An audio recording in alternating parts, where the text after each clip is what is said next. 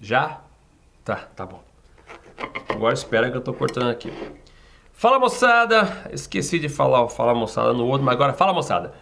Agora, gente, não vai ser meio que uma aula, vai ser mais um bate-papo. Que me perguntaram, sempre me perguntam, Pro, como você aprendeu a falar inglês? Eu aprendi a falar inglês cantando. Não foi bem só cantando. Eu aprendi... Deixa eu até fechar aqui que não preciso disso agora, Alberto. Eu aprendi a falar inglês sozinho, de verdade, sozinho. Por isso, talvez até tenha demorado mais tempo do que alguém que pode fazer um curso de inglês, porque o direcionamento de um professor bom é fundamental.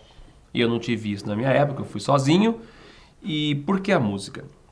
Porque quando eu tinha de 14 para 15 anos, que é mais ou menos na época que os dinossauros andavam pela Terra, eu me interessei por música, por rock and roll mais a fundo. Eu já gostava de música, mas eu resolvi ser músico. E aí a primeira coisa que eu fui fazer, que eu descobri que eu sabia fazer, era tocar um pouco e cantar um pouco, beleza. Tava bem no começo de carreira. E comecei, como todo moleque, comecei a cantar junto a uma banda, você começa a fazer alguma coisa. Só que eu tinha na minha cabeça o seguinte, já que eu vou cantar em inglês, eu quero saber o que eu tô falando.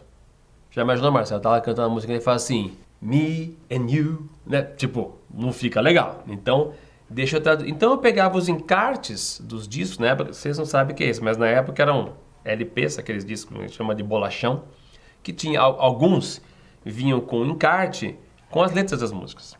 Então eu pegava esses encartes com um dicionáriozinho desse tamanho. Na época eu estava morando numa fazenda no meio do mato, então não tinha o que fazer, porque não tinha TV, não tinha rádio, não tinha televisão, não tinha nada. Internet então não existia, isso é década de 80. Aí eu pegava esse dicionário e traduzia essas músicas, palavra por palavra. Tudo bem que as primeiras traduções saíam tipo assim, do inglês, não era inglês português, era inglês tupi-guarani. Tudo que era phrasal verb, essas coisas eu não sabia o que era, então eu separava tudo. Então, por exemplo, workout, que a gente sabe que é malhar, ou resolver alguma coisa, ficava trabalhar fora, ou seja, não tem o menor sentido. Mas eu fui aprendendo um monte de vocabulário e eu decorava as músicas em inglês. E eu me esforçava para que a pronúncia ficasse muito próxima daquilo que eu estava escutando. Então isso me deu duas coisas de novo, tá? Ao longo de vários anos. Um vocabulário relativamente amplo. Tudo bem que você, o universo de música, né, é muito sobre amor, sobre aventura. Tinha umas coisas que falavam sobre, se pegar essa Iron Maiden, tinha coisa mais mística, tinha coisa que falava de história, de literatura, tal. Então eu ganhei um vocabulário relativamente amplo e a pronúncia ficou relativamente boa. Quando meus 30 anos eu mudei para Nova York. Eu fui morar em Nova York. E eu posso falar que quando eu cheguei lá, eu já cheguei fluente. Porque eu vinha estudando música, vinha estudando inglês, essas músicas já fazia aproximadamente uns 15 anos. Não quer dizer que eu não tenha passado uns perrengues. Porque, de novo, né, era um vocabulário restrito a coisas que você ouve por aí em rock and roll. Eu não sabia, por exemplo, que balde era bucket, que lata podia ser can ou que vassoura era broom. Eu tinha que descobrir ali trabalhando. E por que eu estou falando tudo isso aí?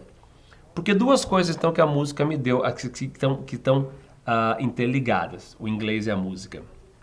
Eu me tornei músico profissional, ao mesmo tempo depois eu me tornei professor, também profissional, trabalhando com isso, né? Só que o inglês me permitiu coisas que talvez não fossem possíveis. Por exemplo, chegar em Nova York, já como músico profissional e já fluente, e arrumando trabalhos que a gente chama de gig, como músico, né? Com outros músicos profissionais americanos, porque eu nunca tive a barreira da língua.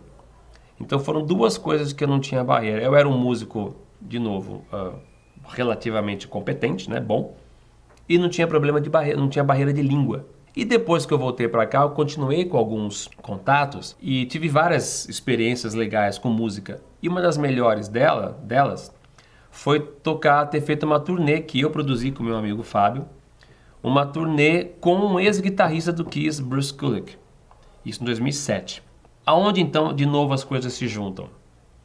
Eu pude falar com ele o tempo todo e com o manager, né, com o empresário dele, por telefone, por e-mail, discutindo contratos, porque eu sabia inglês, que adquiri por causa da música. E também por ter estudado música tanto tempo, a minha banda, que a gente na época era a banda Munducão, a minha banda foi a banda de apoio do Bruce Kulick, que eu vou mostrar uns clipezinhos agora.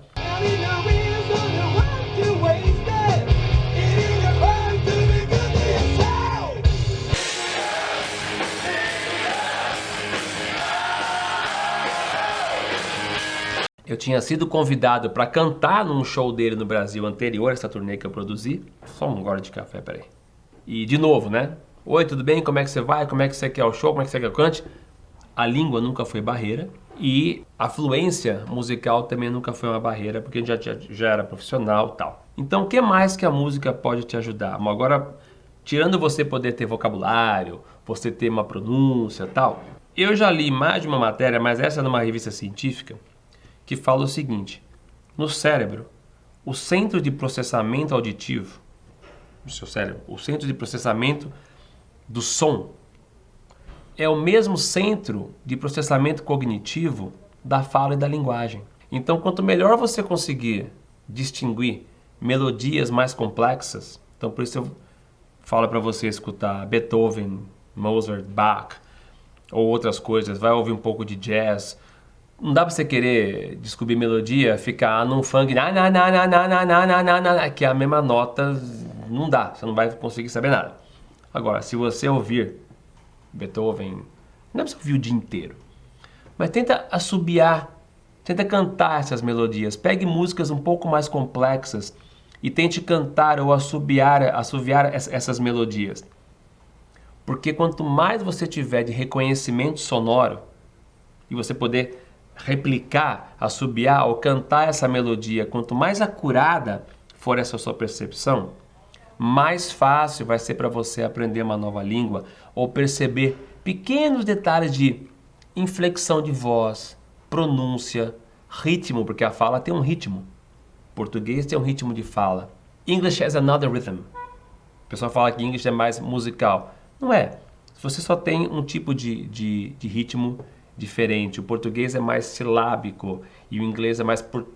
A entonação é mais, a gente chama de chunks. Então, você escutando músicas variadas e você tentando se aprimorar para cantar essas melodias, se quiser tocar um violão, fazer melhor ainda, você vai conseguir interpretar, perceber melhor de novo nuances de fala, inflexão de voz, nuances de pronúncia e palavras que para o português é difícil, tipo world, que é mundo, ou through, esses TH, né, que você fala breath or breathe. Cantando junto fica mais fácil você reproduzir essas palavras e quanto mais você treinar, se a gente não tem esse som na língua portuguesa, você não tem como exercitar, porque a sua boca, lábio, língua são músculos. Então você tem que mexer esses músculos de uma forma que você não mexe no português para que esse som seja produzido. Então era isso aí, ou seja, a música me proporcionou muita coisa, dentre elas o inglês, e o inglês me proporcionou muita coisa, dentre elas poder viajar e tocar com gente que eu era fã desde sempre, como pessoas do Kiss ou outros músicos de jazz americanos. Beleza? Então música, rock and roll de preferência, coffee, fui!